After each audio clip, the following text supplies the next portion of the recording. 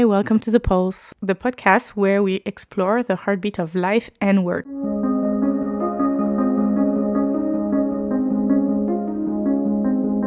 I'm Julie, your host, and I'm thrilled to have you join me on this journey.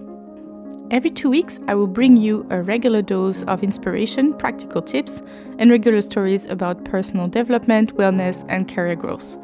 Whether you're looking for motivation, fresh perspective, or just a reminder that you're not alone, you are in the right place. So welcome, and let's dive in.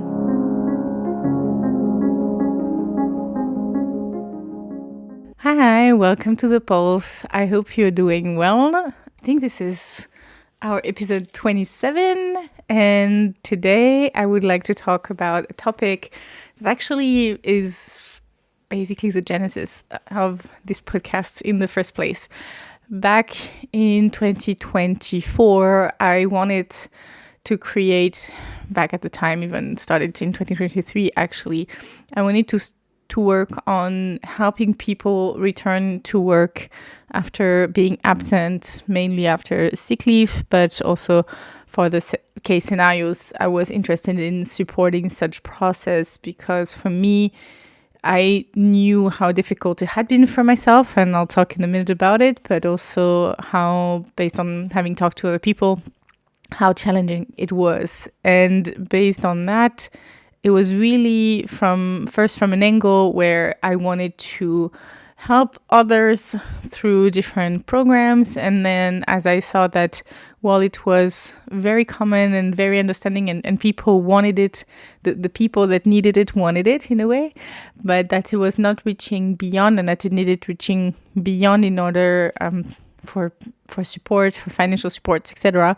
I won't go into details, but overall, I thought about maybe it would be good to do a podcast about people who had faced different case scenarios that could share, or I could share their stories, and where we could discuss and talk about the different issues and the different topics around returning to work and the overall impact. And while it would have been an amazing podcast, I realized very quickly that, first of all, I would not have enough episode to make it a proper podcast. And second of all, that a lot of people didn't want to talk in front of the camera or even put their stories out there. It felt too personal. Not everyone is like me and is open to sharing, and I have to respect it. But even considering changing the names or considering actually reading their story myself, it felt very difficult for some of them to put themselves out there and to properly also even write on paper what they had felt or how they currently felt in the moment. And so I kind of had to shift and rethought, because the idea of doing a podcast overall was still on my mind. So I reshifted to The Pulse, which is an amazing story and I love it. But I always said I really wanted to do an episode about return to work because it's still in my heart very important to me.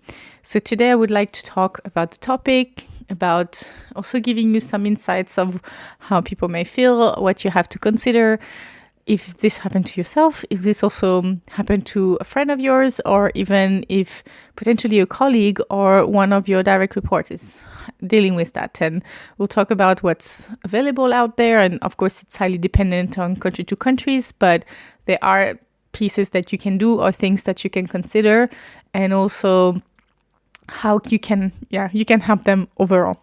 So let's dive in. I think this is my go-to sentence for every single episode. So let's go. Let's start first very easily by talking about what type of scenarios can people end up having to leave work and returning to work. And the scenarios that I know the most is for sure having to leave work due to health issue and then returning after a while when you feel potentially better. And that health issue can be physical, it can also be mental. You can also have potentially, every single parent who's having a parental leave is returning to work. You also have some cases also of people that were let go, and then for a while they struggle to return to work, and potentially the process took longer. This is potentially a special case in that, because most likely they will not return into the prior place they were at. And I think that will be the focus on today's episodes, but I just want to mention it. And also you have potentially some people that had to take care of someone. And so for a certain time, they were not within a work environment. I'm mentioning work environment because I have to say that the people taking care of others at home, or mothers or fathers or whomever is taking care of a child, of an adult, of parents, whatever, is still work, and that represents a lot of to-dos. But what I mean by not returning to the workplace is not to be in a work setting environment, meaning being in a company or a startup or being in a building with colleagues in a certain context. And no matter which case scenario we'll talk about, there are different pieces that will be valid and some others that will not. But overall, all those people, even though potentially they worked on themselves, on their health, on taking care of others, they've done a lot, most likely. And during that phase, that didn't mean they didn't work. They just did not have a regular working title in a workplace. I hope I make sure that I don't make anyone feel uncomfortable in the way I express myself. I'm just trying to find the best way to conduct really that message that I know a lot of people that are still working, even though it's not an official income, even though they are not going into an official site or having an official 9 to 5 or whatever role that is considered working time, even though they are fully working. So I hope I expressed myself pretty well. I do not like to script too much my episodes, so it's not like I research an official term. I hope that people feel like they understand what I mean by that. And so from a context standpoint, this is all the categories of people I would like to talk about and what they face. And from one to the others, there is different case scenarios. But whatever is the case, at the end of the day, they were in one settings, and then it's entering a workplace, a workforce that is potentially an environment that is very different. And what all of those people have in common is that they had a change, most likely in their life. And during a certain period of time, they had to deal with that change. And as I said, it could be a change of environment, having to take care of a family member. It could be like having a newborn. It could be also having a disease and having to deal with the newly disease, or a parent or someone that has a disease. And it could also be many different scenarios where during a certain time period, you had a different environment, a different setting. By the way, another type of person we could talk about is a expat family where one of the two could not work during the time due to visa. During that 1, 2, 3, even 10 years potentially, they did not work. And that didn't mean that didn't work for the family and did a lot of things, but potentially there was no official work from a, again, contractual standpoint. So because they were not allowed based on the contract or the visa. And so this is all those things that you have to think about. All those people most likely had a change of environment and had to adapt during a certain period of time and then readapt again later on. And that is a process that is definitely not easy and can be challenging for people to find their way again and to find a place within a work environment that most likely kept going without them during that period of time and advanced.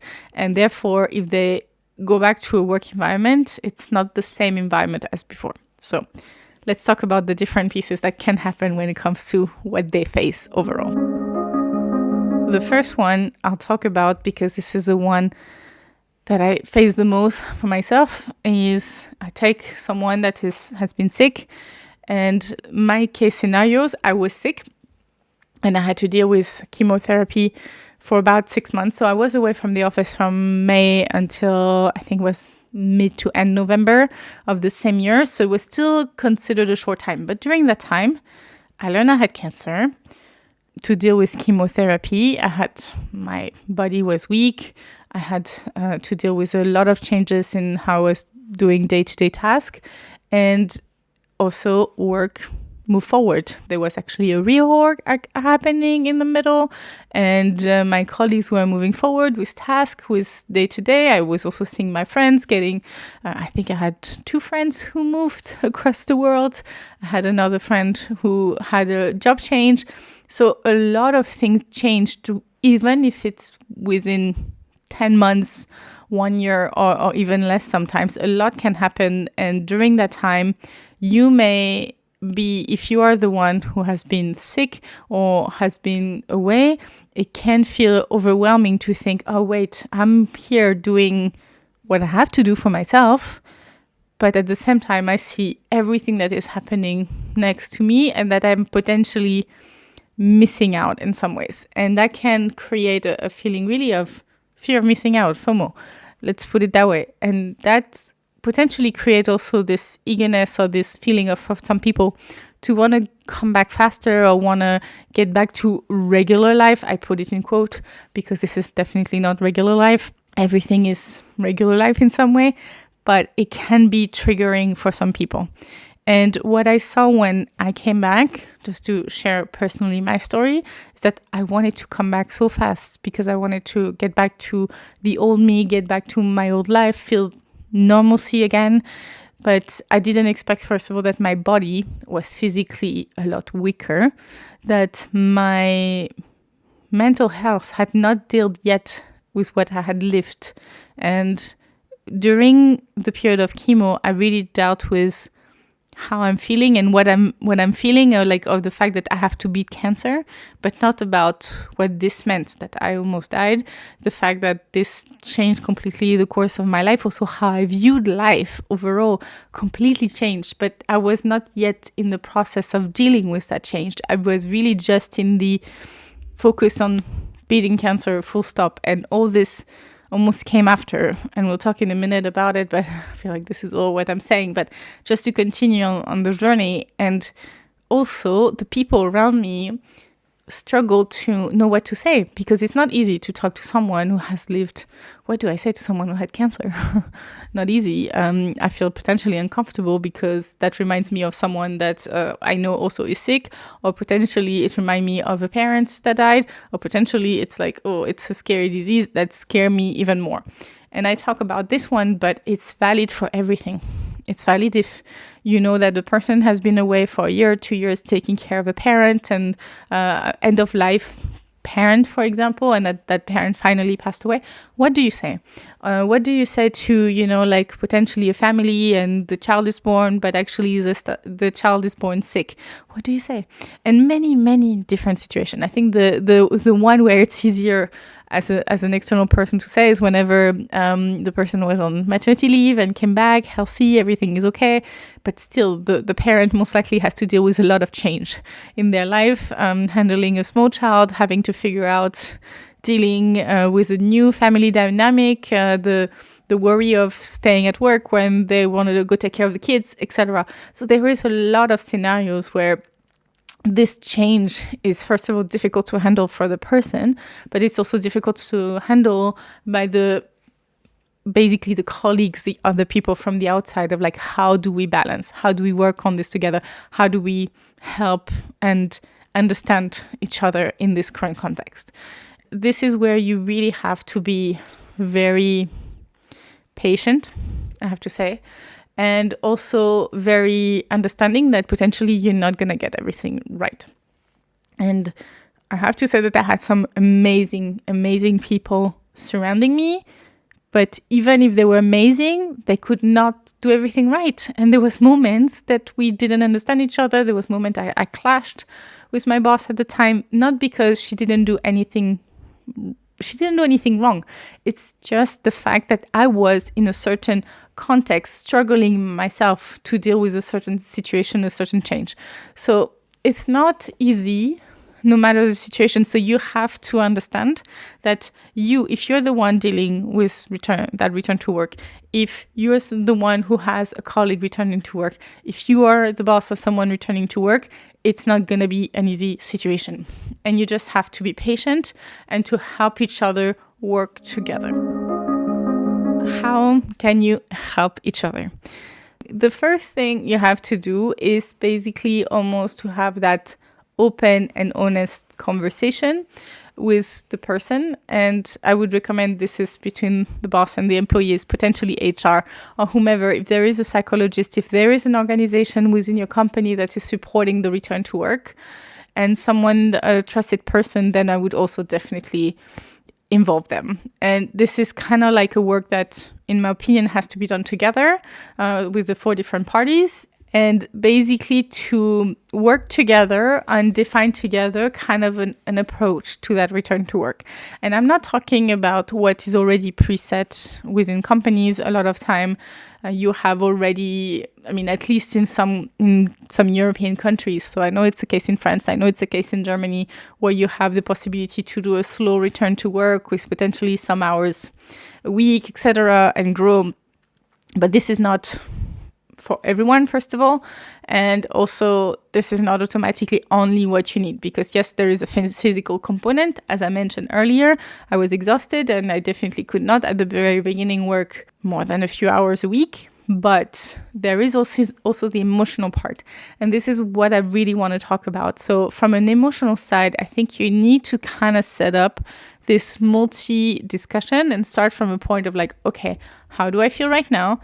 What do I feel comfortable sharing with my colleagues? What do I not want to share with my colleague? And that has to be respected fully by everyone within that table. And then what do I need right now is also important. And potentially you're not going to have the answer if you're the one that is sick. I have to say that I didn't have the answer. At the time, I really just wanted to return to work and start my work. And I didn't realize that actually I needed more. I needed a different support, but it took me longer. And this is why the second part is to set up a regular catch-up with those 4 people to see how the person is advancing, how the person is progressing within this return to work. Because you could potentially have the feeling that this person is not fully feeling comfortable around the other colleagues. First of all, by the way, very often there is no re-onboarding. And when someone has been away for 6 months or more, usually something changed, either within the strategy or either within the progress of the project they were on or the day-to-day work that they were on, and giving that couple of hours to that employee to properly re-onboard them so that they don't feel like, okay, just by yourself while we work, just read those documents, that you really take the time, can be highly helpful.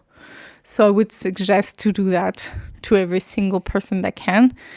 And it's valid also for women returning after maternity leave, or even dad returning after paternity leave, whatever it is, like parental leave, health issues, mental, physical, whatever, taking a few minutes to help that person return by redoing the onboarding into the company if they are returning to the same company can bring a high value.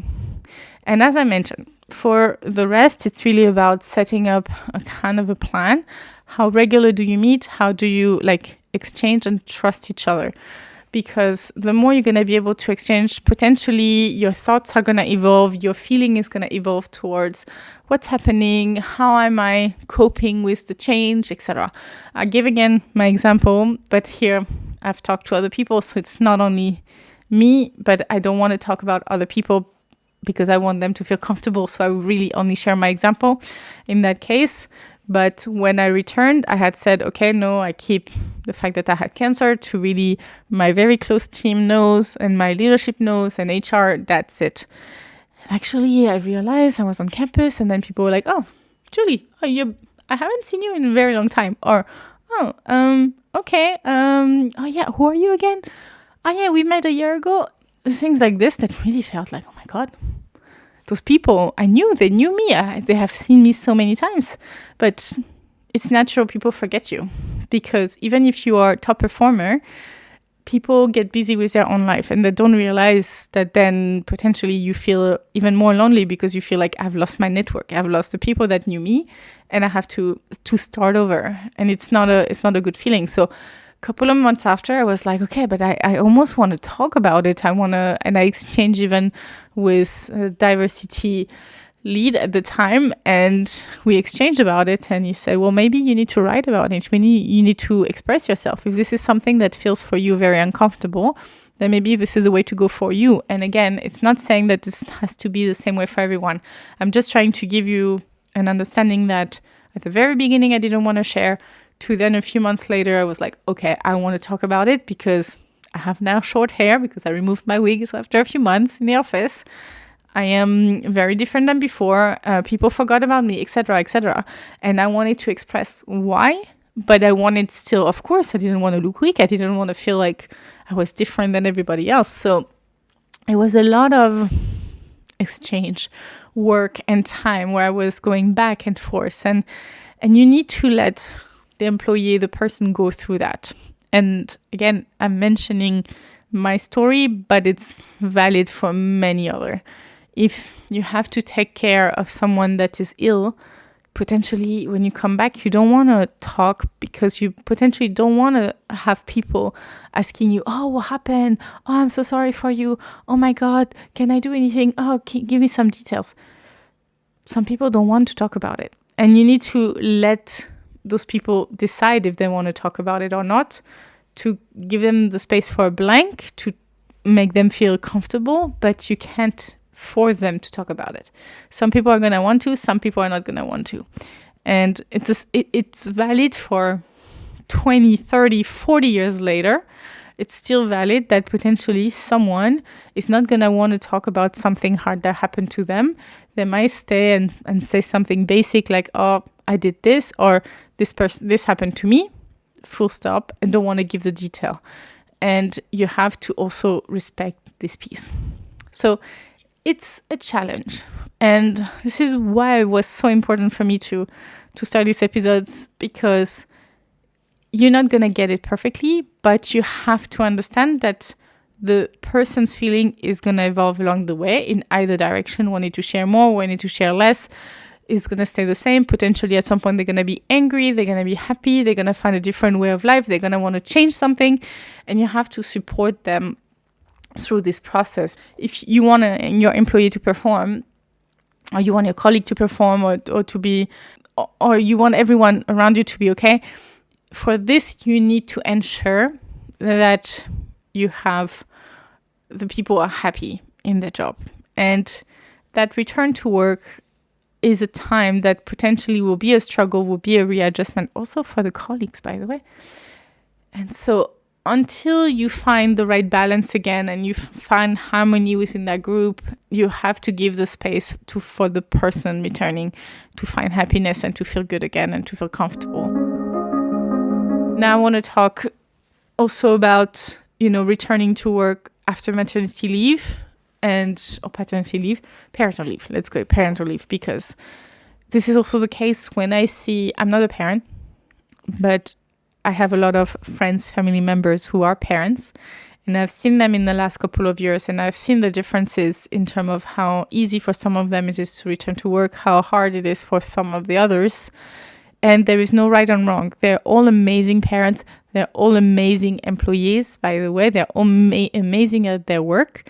It's just a different of feelings, a different of situation, and it's never easy. And you have also, in that context, to give the time for someone to return to work after this phase, because something changed. They have to readapt their routines. They have to find new ways to work or to balance their day-to-day life. And there is a lot more about this, but I would really like, with this episode, because I don't want it to be too long today, and I guess I will be editing a lot, I just wanted to start bringing that topic forward. So this is what I wanted to do this first episode on. I'm definitely planning to talk about other pieces, but really, first thing first is defining what you say and don't say with a person, and defining the message of return to work. The second piece is giving the space for the person to adapt and to change by creating a trust environment. The third topic is to spend a bit of time on re-onboarding with the person, not to leave them alone in a corner. And I think that's it. I think it's only a top 3. But as I mentioned, I didn't want this episode to be too long because I could talk for hours and hours, and I'm very passionate about it. And it's also not just to share my stories, but it's a starting point to more conversation about it. I thought we're at the end of January, and I'm someone that is very much into growth, into development, into improvement. And I myself have a lot of objectives, but I realize that a lot of those objectives are also due to the fact that my life changed in 2017 when I was diagnosed with cancer. And now my life feels not shorter, but it feels like I have to live to 100%. And I know this lifestyle is not easy to understand for everyone. And even today, I'm pretty sure some of my colleagues are struggling when they see how much I have on my plate, or potentially even my boss. I don't know. Maybe I should ask him. And also my friends. Sometimes they look at how much I plan, how much objective I have, how much I want to achieve, how much. And it's not about just work, by the way. It's also like traveling and doing this podcast and enjoying life with Skylar, my dog. It's just 200% all the time. And that comes from what happened to me. Part of it was already there. I was always someone that was always go, go, go. But it just expanded with what happened to me. And if someone is not able to understand that, the person is not going to able to understand that in dealing with me on a regular basis. And so imagine someone returning to work that is completely different because something changed to them. If the people around them are not working with them to find a new way and expect them to be the same as before, it's not going to work.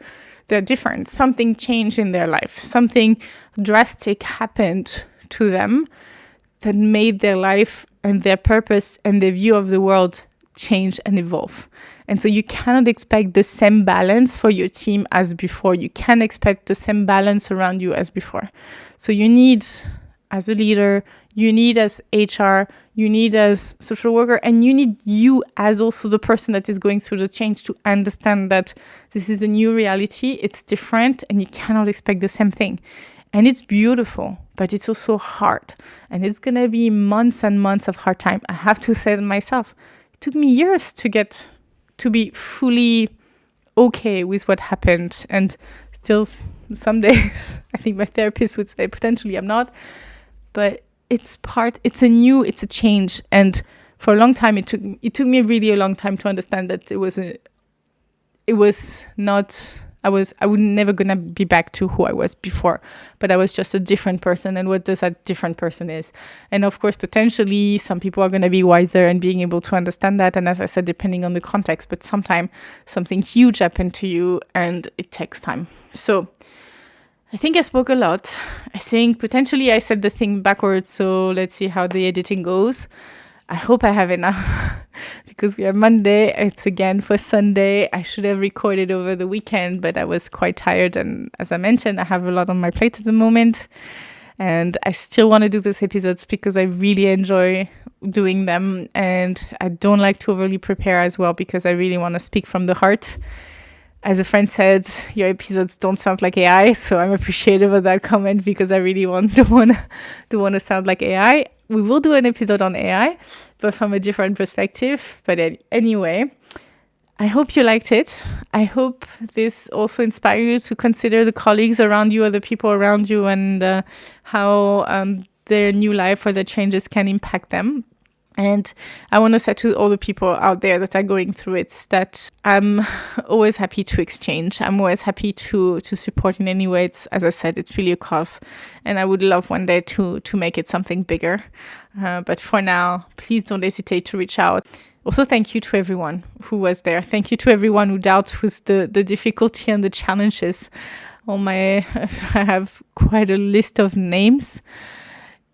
But really, I do appreciate all their support throughout this overall process. So my dog is looking at me, so I think I really have to go. Have a nice day. Bye.